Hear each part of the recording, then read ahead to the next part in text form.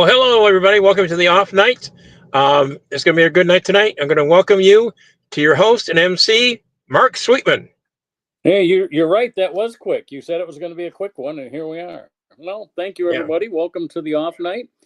I can bring Andy back out here and do the stuff that we do together. Oh, okay. Cool. Every Monday night at 8 o'clock, it's a bunch of old comics and new comics if they want to join us.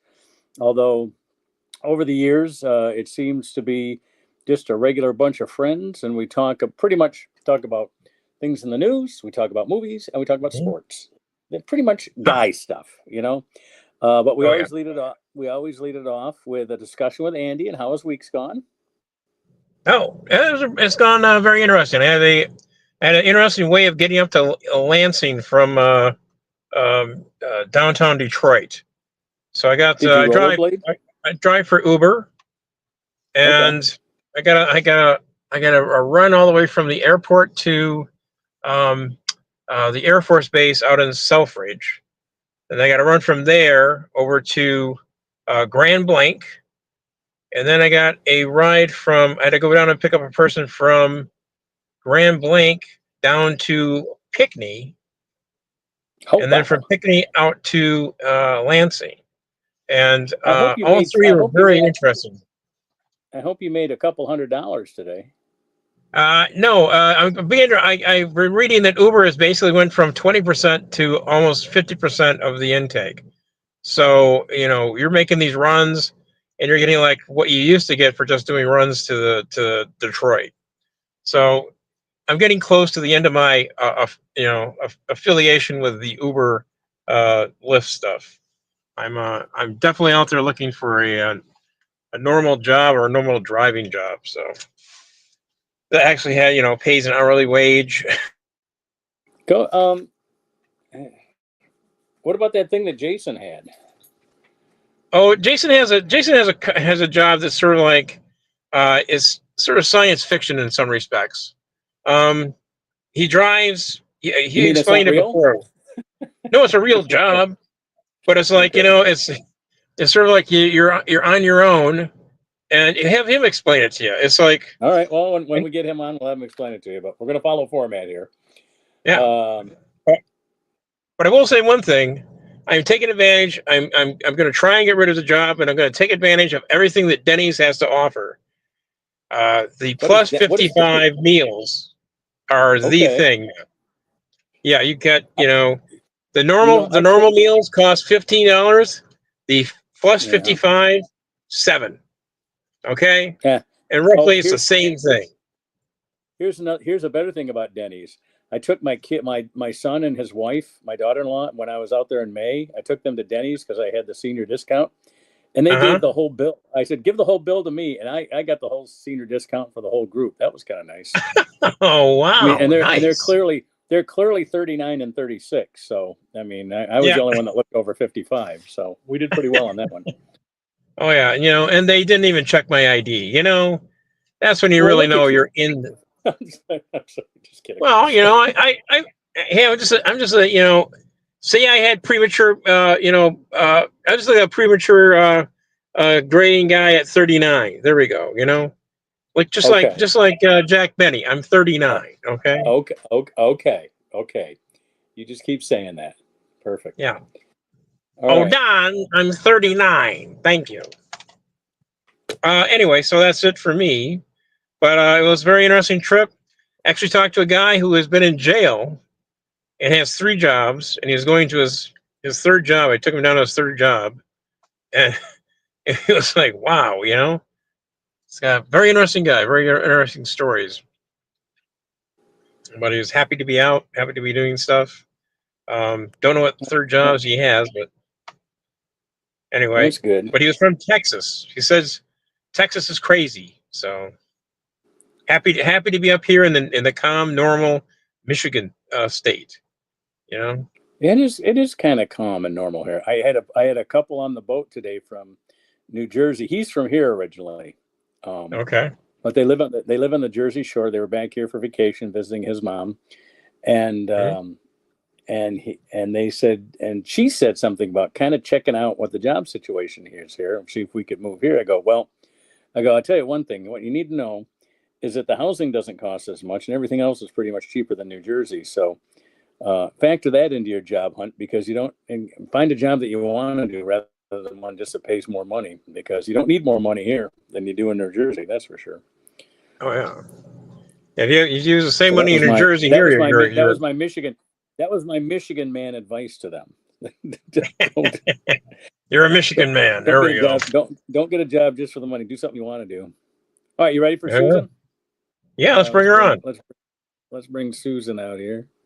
Hi, dear. How you doing? Hi. Good to see you. Okay, I'm doing okay. Survived today. Monday. Cool. And you had your Daughters of American Revolution Day meeting today, right? Yeah, board meeting, and I was bored. Yeah. Just kidding. Well, you're part of the American Revolution. Your heritage has helped create this. Yeah. Yeah. We're not so proud now, are we? Yeah. Yeah. Okay. Yeah. No, it's a good organization. Yeah. On education and literacy. It's not just about genealogy, but that is part of the membership process.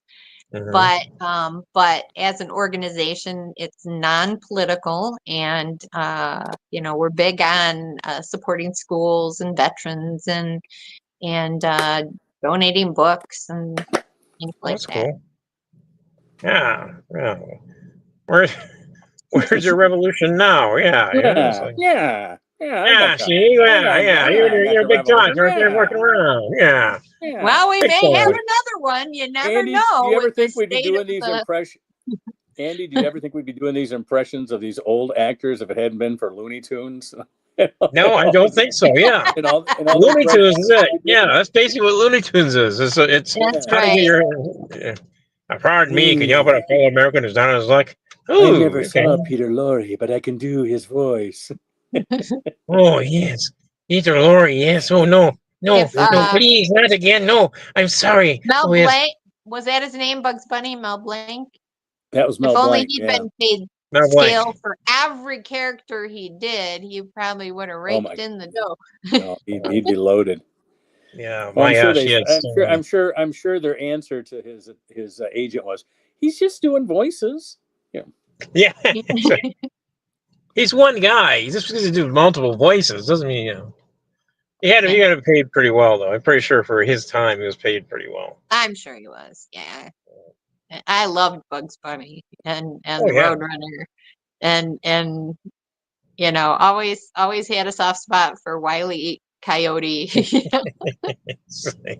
Yeah, the Acme company, Wile E. Coyote, is the constant why he would continue to depend on that brand name after all the letdowns. Yeah. But he got free shipping. So that's right. That's it. If you look underneath, those Amazon cut short. It's like That's right. Acme. He had the Acme Plus plan. That's right. Or you got a contract. Do you want your poem? Because I've got a short and sweet one today. Let's get Susan up there. Let's hear Susan's poem. Okay. August 11th, 2025. Here we go. Europe casts doubt on Trump-Putin summit without Ukraine.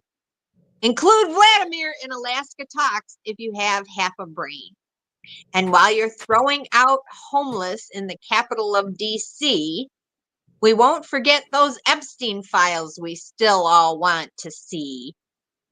Congratulations to Jen Powell. I'll give you the reason for the Marlins and Braves in the regular MLB season.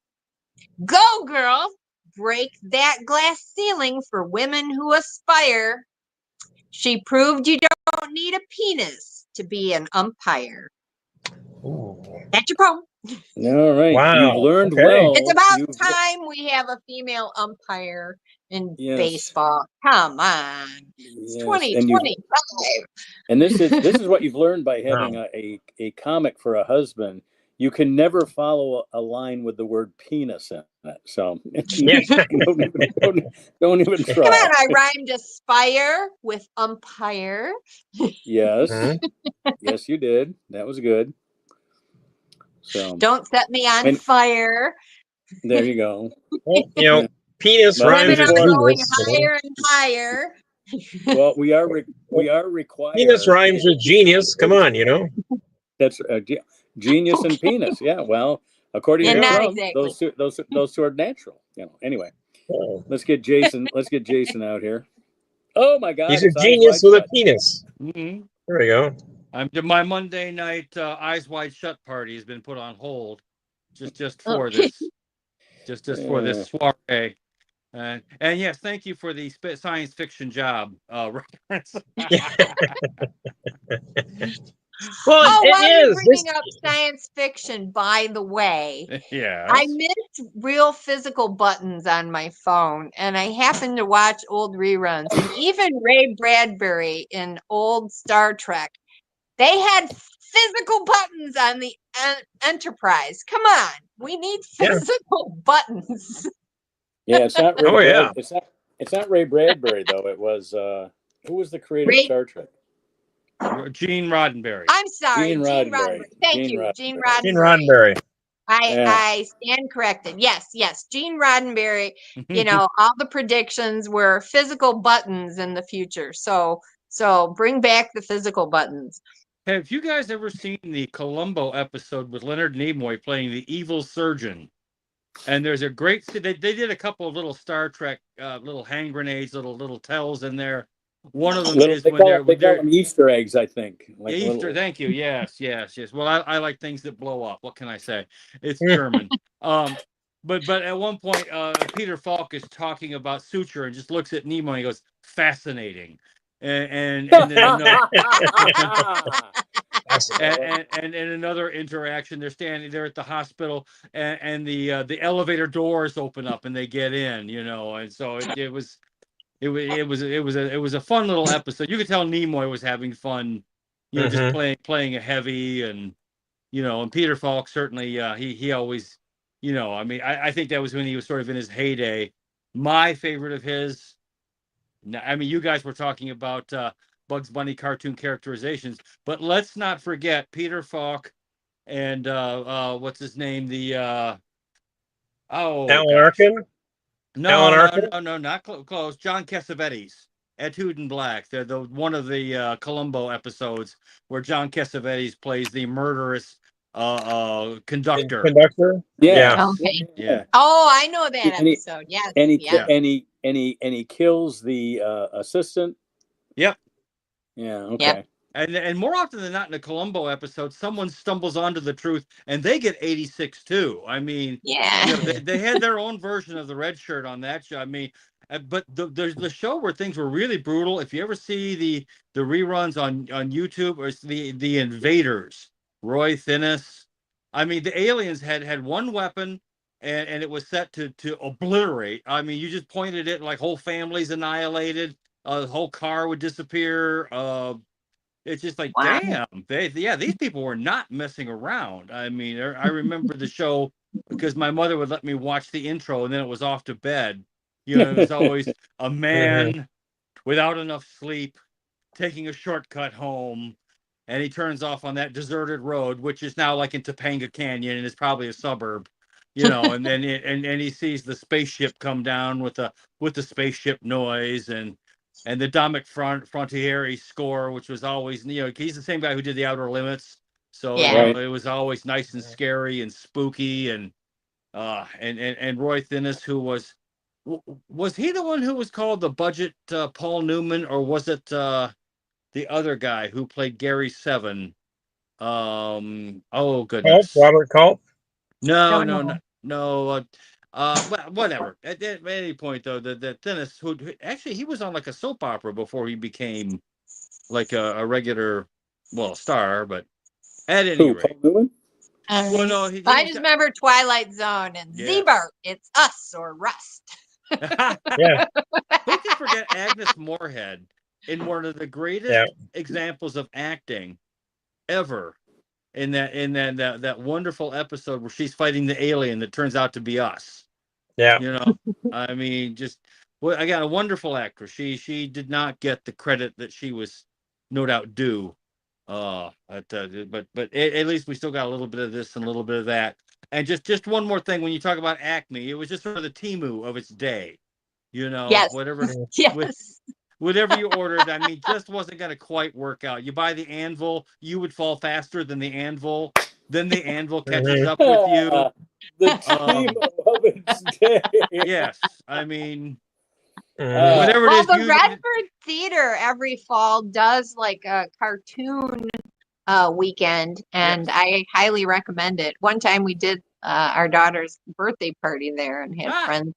And we watched cartoons at the Redford Theater at the matinee on Saturday. Well, you know what I love about those cartoon weekends. Also, the Three Stooges is a lot of those are loaned by film collectors in Southeast Michigan. A lot of Detroit area film like collectors. 35 millimeter prints. Well, they don't have and they don't have full length feature films in their film library, but they're able to pick up these clips at garage sales and auctions that are of the old. They have like movie trailers, they have ads, they have and it's great when the Redford Theater puts on these old time either cartoons or shorts or they have like let's go get to the lobby. Let's go go to the lobby. Yeah, exactly. And they're on loan from the collectors. Yes, they are. And they serve Verner's without corn syrup. They serve and they put real butter. And they put real butter on their popcorn. I mean, when they talk about going old school, they take you back in time. The only thing they don't do is they don't have white gloved ushers showing you to your seat. No, but you get a little organ concert before the show. That's true. We used to have a guy we called the Piano Man. He was a retired postal guy. He'd actually been to war with General Patton and gone across Europe. And he filled out his final days. He would play the Michigan Theater organ. They would have silent movie nights. Oh, very cool. And he would also play the piano up at Weber's back, when it was playing the sort of the piano lounge music at Weber's Inn. But yeah, interesting fella. He's sadly been gone for a while, but he was an interesting character to have in the car as opposed to the usual trash. And by the way, Andy, you're right about Uber. They are doing, I cannot even use the language I want to use with Our Lady Susan present. I would not want to damage any of her delicate penis in my poem. I don't think you have to worry about my ears. Yes, but you used it correctly, though, and in verse. So right there, as opposed to, I can assure you the way I was raised, my mother used penis too, but in a very different context. And the less said, the better. And so that's what it is to grow up with. I want to finish my local theaters because the Farmington Civic, up until it was right downtown Farmington, up until the gentleman passed away, the guy who owned the bookstore right next to the theater played banjo, and he used to come out before the features. And instead of having a cartoon and previous and coming attractions and all that stuff, the guy would play like about a 20-minute concert before the film would start. I used to think that was a great treat. Of course, he's gone now, and there was nobody to take his place. But still, I love that. But they do have a little. If you go upstairs to the theater that's in the old balcony at the Farmington Civic, they have a little small museum. Behind glass cases, you can see, cool. History of film. It's pretty nice. So I recommend taking a trip, to the Farmington Civic as well. Let's all go to the Farmington Civic. Let's all go to the Farmington Civic. But you don't get the organ concert at the Farmington Civic, but you do at the Redford Theater, which is in Detroit. It's Lasser, Grand River 6 Mile, kind of where they all come together there. Right there. Yeah, it's where also not too far away from where I dropped some guy off. He ran in, got a big bag, and then ran out. I said, "So what did you get?" none of your business. Okay, it's like so. There you Okay, go. That's right. The questions you shouldn't ask. You don't want to know. You don't want to He become got a he got a big black bag. Yeah, that's That's exactly, all you need to know. There you go. That's I don't it. even know Yeah. that much. What did he come out with? You got me. I don't know. I didn't I even don't know. look at Across no, the street no, is yeah. the And if sweet anybody asks you what potato he brought out, you pies. have no idea. I You've got only no- seen it once.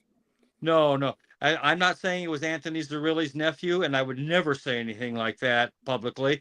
Or Yeah, what Big I'm Jack. saying is you should always Sergeant Schultz those kind of things. I know nothing. Nothing. I know nothing. Nothing. Speaking of which, I'm glad you brought up Now, again you Hogan's mentioned Columbo. Heroes. One of the shows that Yes. you mentioned Columbo. One of the shows that Yes. Susan and I are watching is Poker Face, and that the format of how they tell their stories. Yeah, is exactly. Very Columbo-like. So Yes. you know who the murderer is, and Right. and she is not a professional detective, but she has this strange innate ability to know if somebody's lying. And she always calls out bullshit. Whenever somebody lies, she goes, bullshit. She's a human lie detector. She's a human lie detector. What's funny about it, remember that game we used to play when we were kids where you call out bullshit? I mean, it's just like that old Or game. you tell bullshit. two truths and a lie, Yeah. For me, it was. and people try to figure out which statement is untrue, like they do on NPR. My favorite game was does this rag smell like ether? Oh But, no! That was No, I never played that one. I'll pass. Oh, by the way, that what time was that coming in at, Randy? Are we keeping track? I don't have my watch on me. First serial killer reference about what? 8:22? It's 8:21.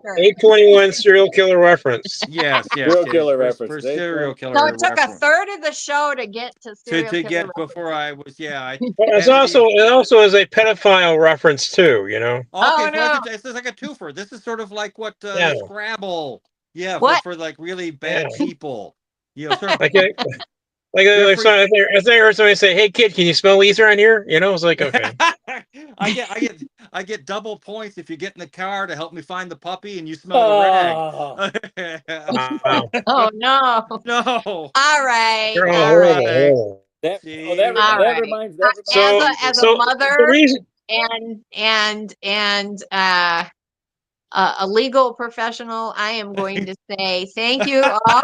Enjoy the rest of your night. I hope you have fun talking about those Epstein files that we need to find. That's the real criminal. Yes. It's good to see you all. I'm going to say good night. Good night. Good night. Okay. Good night. There we go.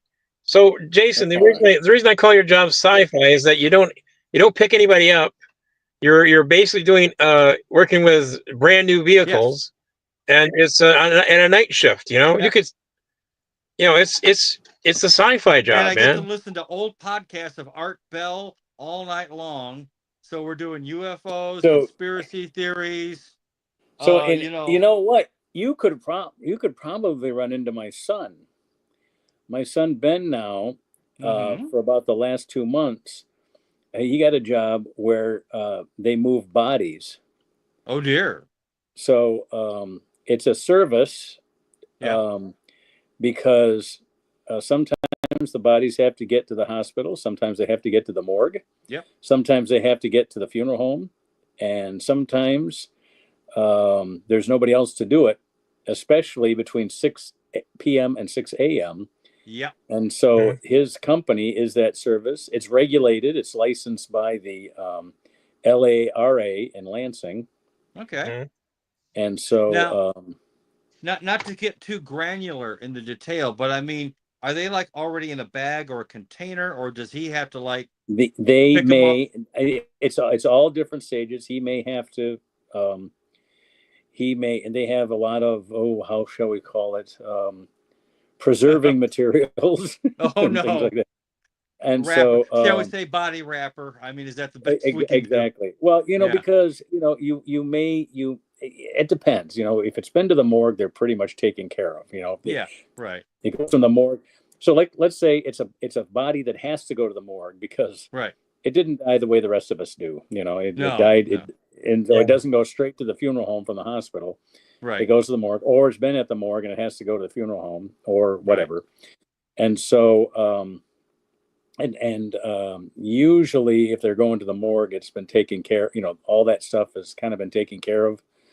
And so all you're doing, it comes prepackaged, as it were. Wow.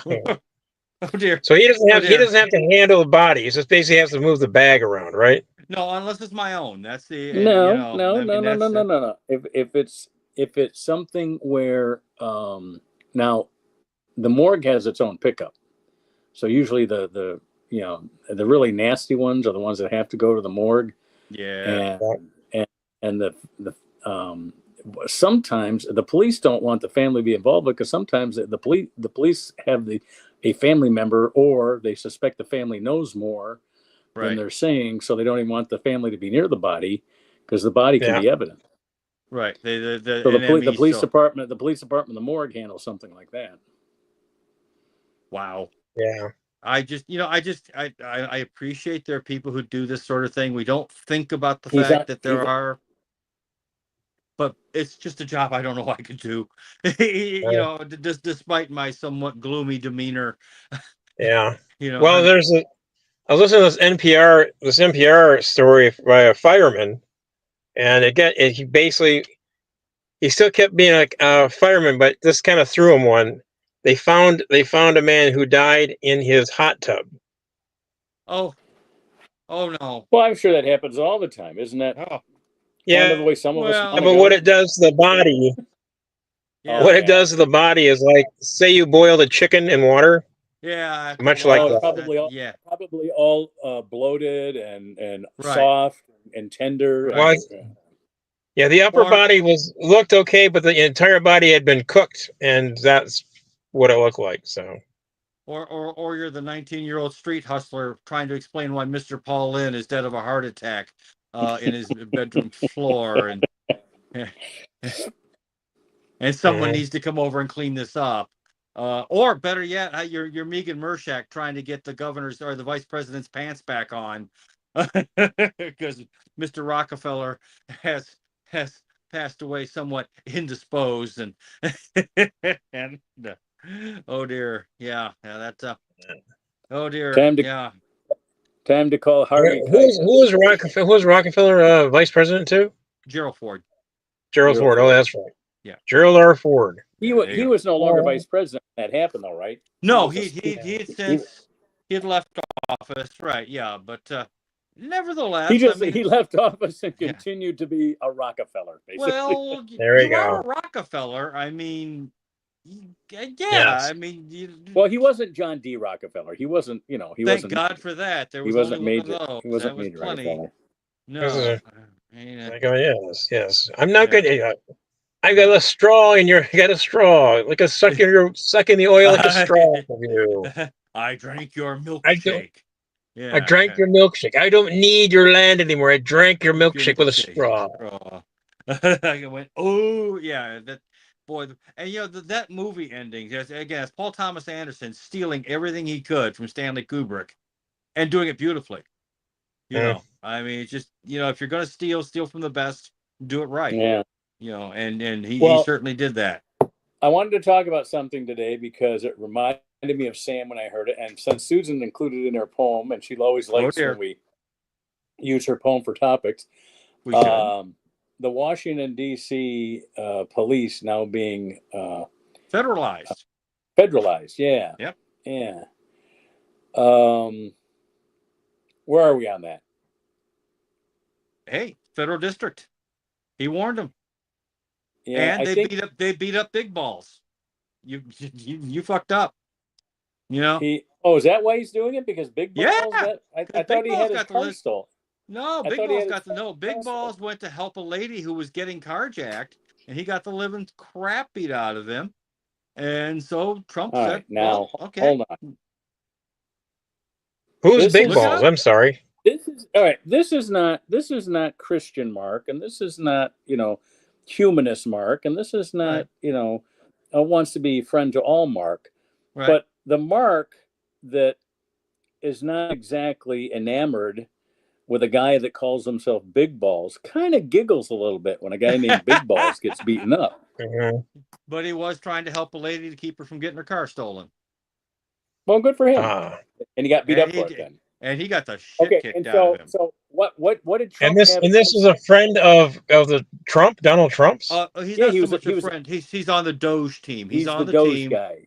Right. Oh, that guy. These Okay. are the guys who are using AI, and that's really what's going on. They're using an advanced AI program to go and figure out where the money is really going, not just from its source, but through various different pipelines, all the sort of subcutaneous plumbing that this stuff goes through. And basically, they've been able to defund the DNC. But Trump's on the Now, warpath. how do you defund the DNC? Because that's a lot of this money was going into various NGOs. Various of these NGOs would then hire various lawyers and or attorneys and other apparatus that would then take the money and donate it to the Democrat Party. That's why you would see an awful lot of money going, say, to Africa, to Burkina Faso, and yet the people in Burkina Faso get a one of those little play sand buckets and a scoop. But somehow or another, it cost $45 million to get it there. Let's suppose I buy your premise here, right? Yes. Yep. All right. Okay. Okay, I buy your premise. All right. And I think it has more to do with non-white people than it does any of that shit. Well, that's that. Okay, that's it's going to be your premise. I mean, I'm going to disagree with you. I think Trump is look, here's something that again, this is me, and you can decide whether you want. You guys are getting exactly what you deserved if you had left Donald Trump alone. Time machine time, just left him alone. After January 6th, he was a spent political force who left office with a serious amount of egg on his face. But powers that be, and I don't think it was Biden. I think it was people in his administration. I think Joe Biden was just busy bumping into the walls and having a good time. But people decided, no, we have to crush him. So they went after Trump and they tried to crush him. And every time they tried to crush him, he ended up getting more and more money, and more people were angry with him. If you guys had left him alone, the money would have dried up, and you would have faced Ron DeSantis, who, by the way, as I said before, and Sam agreed with me, was a 47-state landslide loss for the Republicans just waiting to happen. The man is not ready for prime time, and good for you guys to know that Ron is still trying to make himself in position for the run here in 08 or in 28. He's a goofy dude. He's great for Florida. I'm missing a very elegant diatribe. Oh dear. What's that? I don't know. I think what did you say, Mark? My brilliant analysis just flew into the ether to go nowhere. Yeah. So at any rate, I just simply think that if they just left Trump alone, he wouldn't be president right now. Yeah. The Democrats. And if the Democrats hadn't had their crap together, they would have told Joe to stand down. We're going to have an open convention. Tell Kamala, here's a box of wine and some costume jewelry. Thank you very much. And they would have put someone in who probably would have done much better. If they'd done that against, say, a Ron DeSantis candidate, they would have buried him. Yeah. The Republican Party would have been embarrassed the way they were after Barry Goldwater was trounced by LBJ. Yeah. But that's just my opinion. What do I know? I'm just, by the way, in these modern times, just like Andy, I'm the one getting crushed by the big machine too. I've had to drive Uber lately where we're in between vehicles. So I've been out there and I've been getting offered $10 to go to the airport. We used to pay me $35. Exactly. Yeah. $3 runs $3 runs inside Ann Arbor. $3. $3. That's not even a flag drop, you know? Yeah, that I have to chase around to go get. And again, this is a feature. It is not a bug. The guy who's the CEO of Uber has a base salary of $48 million a year. He makes a little more than $80 million a year in cash and prizes for making Uber profitable and this and that and the other thing. And rest assured, it's designed to drive people like myself and Andy out of the business. They want us gone.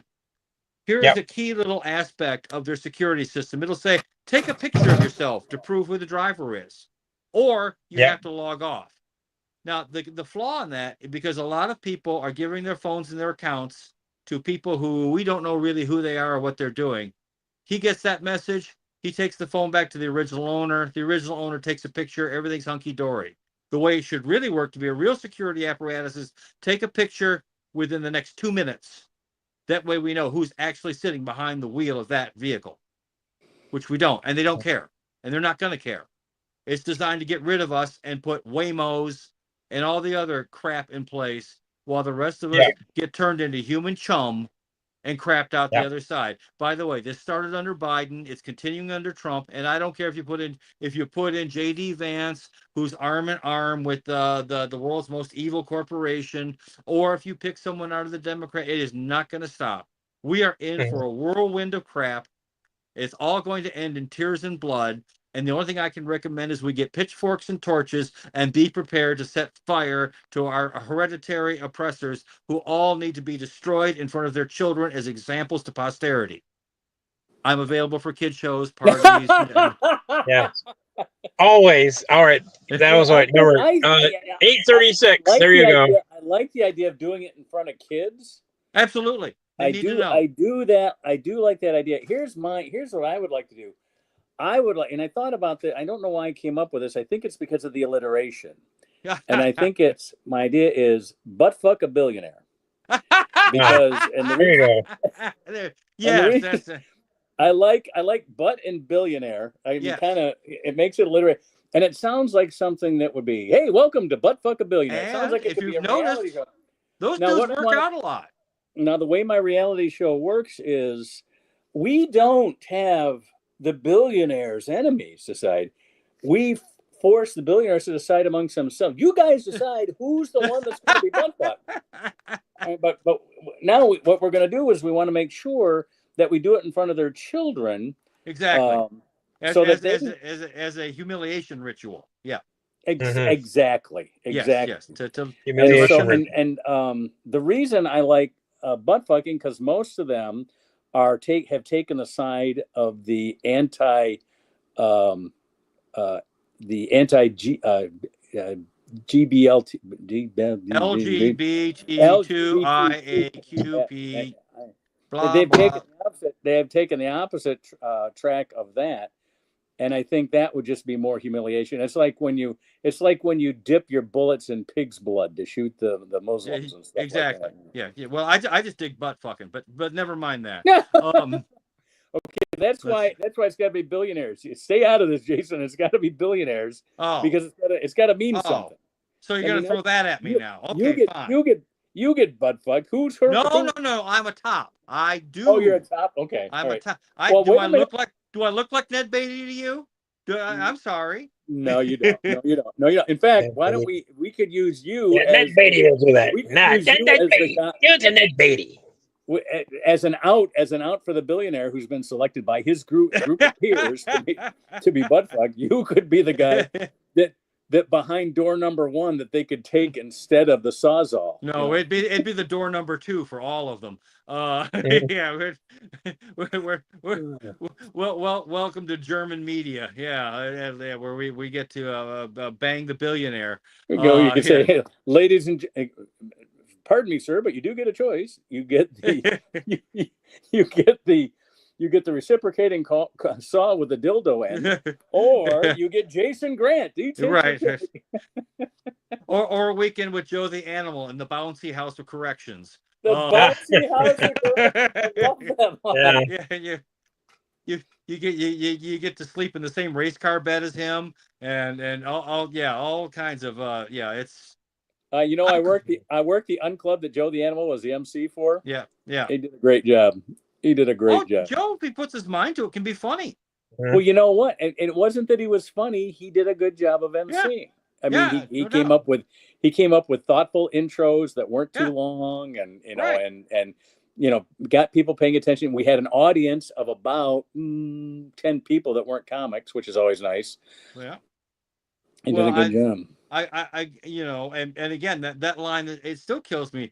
women don't like hand puppets. Ask me how I That's know. that is my favorite. That is my favorite. That is my favorite borderline man line. That is so funny. I mean, it's absolutely fucking genius. You know. Well, of course, Chili Chalice wrote that for him, though. Really? Oh. Yeah. Well, whatever. Joe delivers it well. He does. That whole borderline bit was Chili Chalice. Really? Oh. Yeah. Wow. Okay. Well, he wrote that whole thing. Joe has run with it rather admirably. Oh yeah.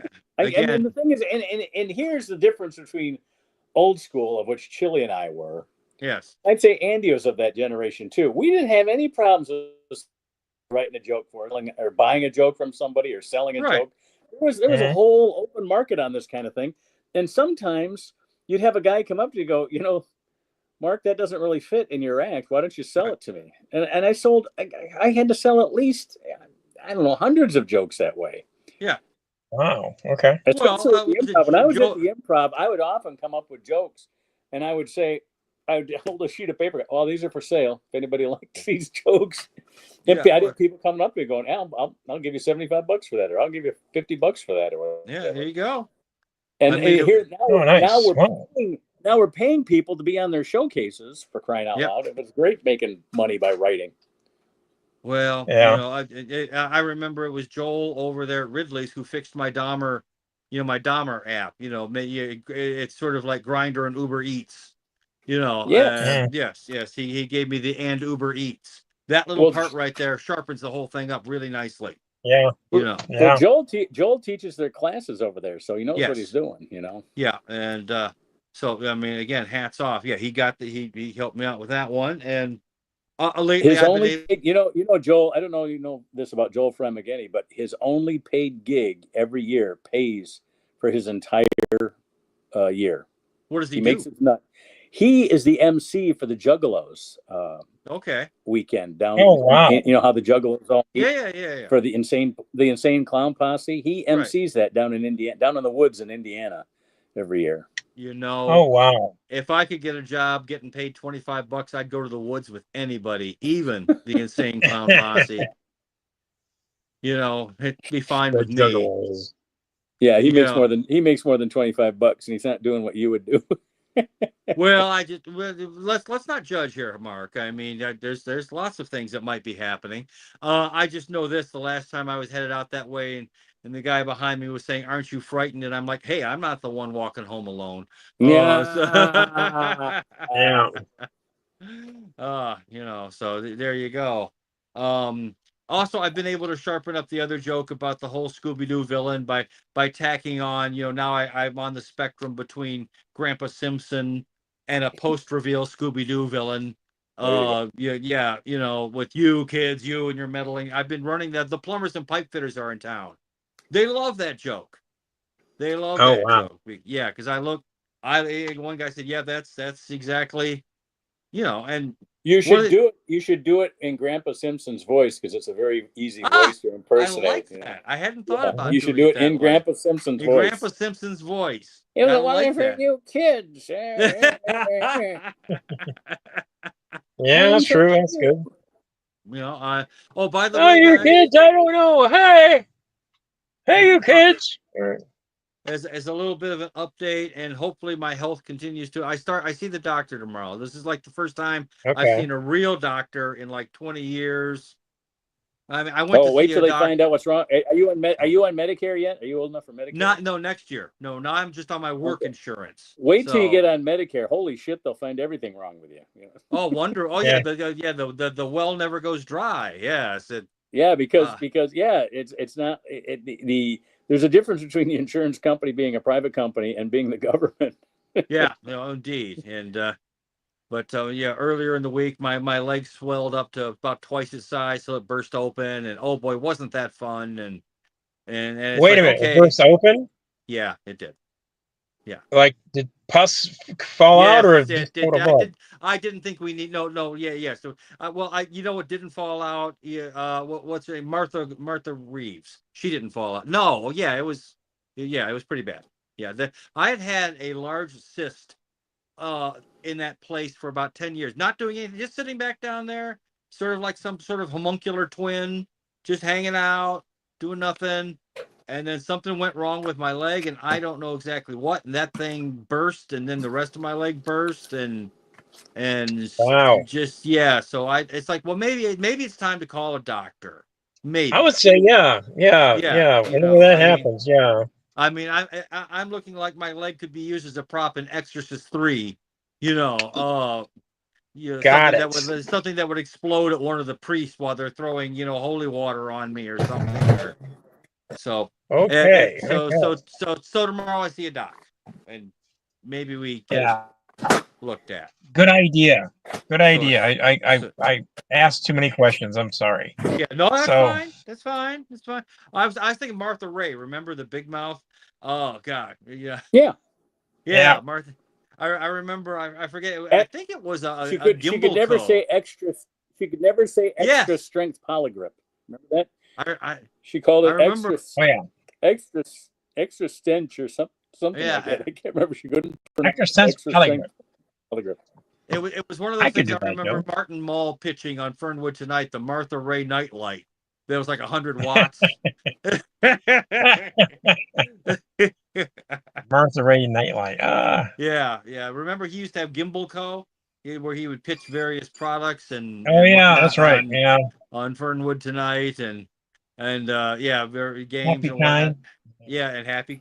And I still absolutely the whole Happy thing Time and Mirth Makers. And the Mirth Maker. By the way, that guy wrote Frank Duvall. Wrote tons. One of my favorite Martin Mull lines.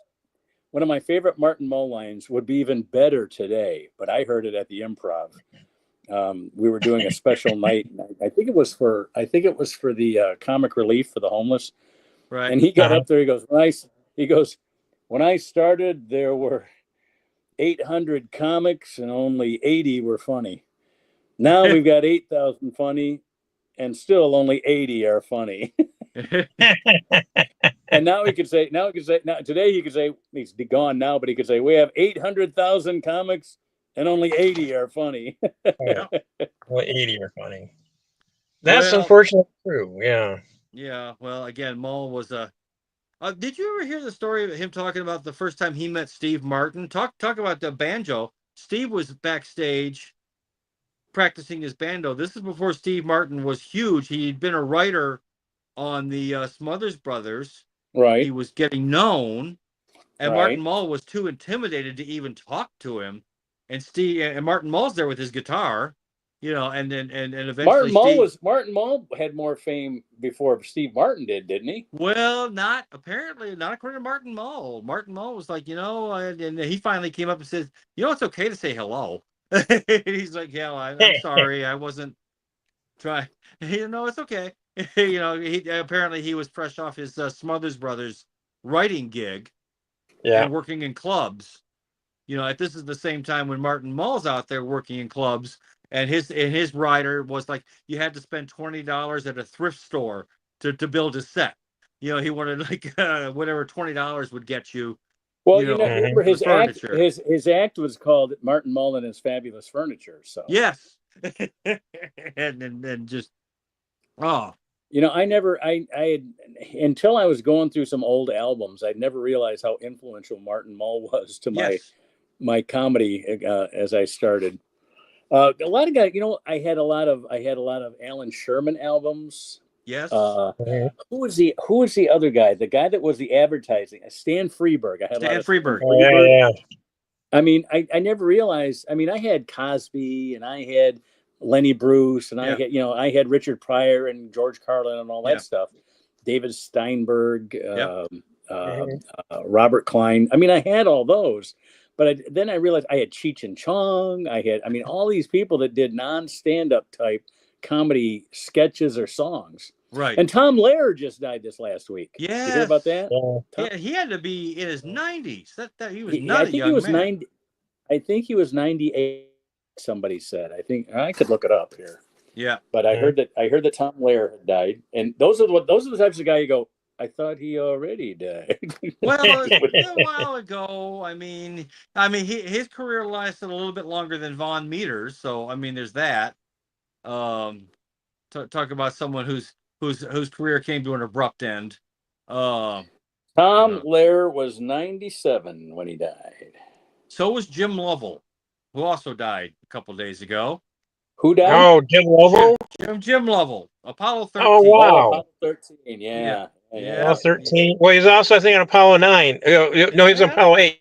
Apollo He was 8. Apollo 8. That was the one that did the figure 8 around the moon and the Earth. Around the moon. Yeah. Yep. That was when they got the famous picture of the Earth being Earthrise. Earthrise. Right. Yes, that was Lovell. And they were all taking credit for the picture. And he's like, no, that one's mine. But yeah, and 2 Gemini missions previous to that. So, there aren't many moonwalkers left, sadly. Yeah. But isn't Aldrin is still alive, though, isn't he? Aldrin is still alive. 14, they're all gone. 13, of course, they didn't land. 12, I believe Richard. No, they're both gone. 14, they're all gone. 15, Dave Scott is still. Dave Scott is still alive from 15. Pardon me? You're doing the rubbery. So Scott is still alive. How many Apollo astronauts are still alive? Here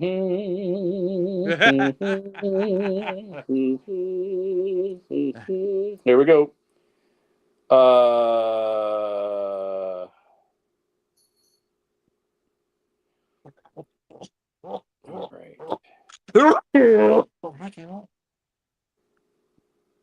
Hold on just a second. I got to read the whole. Okay, here we go. You ready? There's 6 left. Yep. Here are the 6. Yeah. David Scott, Apollo 9 and Apollo 15. 15. Yep. Russell Schweickart, Apollo 9. Yep. Buzz Aldrin, Apollo 11. 11. Yep. Fred Hayes, Apollo 13. Yep. Charles Duke, Apollo 16, and Harrison Schmitt, Apollo 17. 17. Yeah, so there's 4 of those guys who walked on the moon. Yeah. That would have been Aldrin, Scott, Schweickart, Duke and Schmitt. Schmitt, yes. Duke and Schweickart. Yeah. Schweickart didn't. He was on 9, and Fred Hayes, 13. Boy, you're good. And Hayes was slated to command Apollo 18, but it got canceled. Much like the 4th season of Star Trek, it didn't got canceled.